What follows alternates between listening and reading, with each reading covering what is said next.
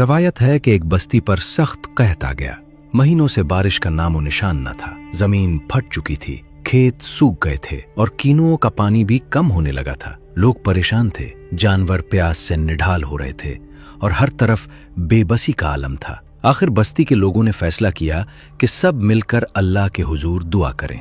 चुनाचे एक दिन सब लोग मैदान में जमा हुए। बूढ़े, बच्चे, मर्द और औरतें सब हाथ उठाकर अल्लाह से बारिश की दुआ मांगने लगे। आंखों से आंसू बह रहे थे और हर जबान पर यही फरियाद थी कि ऐ अल्लाह हम पर रहम फरमा। मगर इसके बावजूद आसमान साफ ही रहा और बारिश न हुई। कई दिन गुजर गए मगर बादल का एक टुकड़ा भी नजर न आया। इसी बस्ती में एक औरत रहती थी जिसकी जिंदगी गुनाहों में गुजरी थी। लोग उसे हिकारत की निगाह से देखते थे और कोई उसकी इज्जत नहीं करता था। वो औरत खुद भी जानती थी कि उसकी जिंदगी ठीक नहीं गुजरी, इसीलिए वो लोगों से कतराती और ज्यादातर तन्हाई में रहती थी। एक रात जब बस्ती पर खामोशी छाई हुई थी और सब लोग सो चुके थे तो वो औरत अपने घर के एक कोने में बैठ गई। उसके दिल में अजीब सी बेचैनी थी।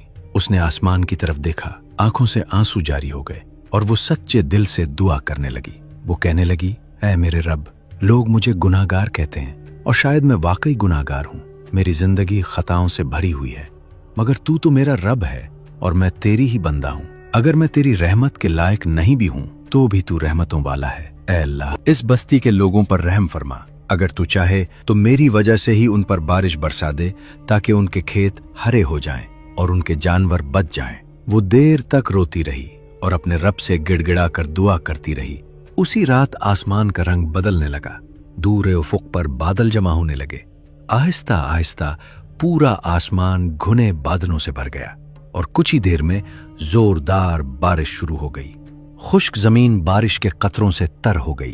कुएं भरने लगे और बस्ती में खुशी की लहर दौड़ गई।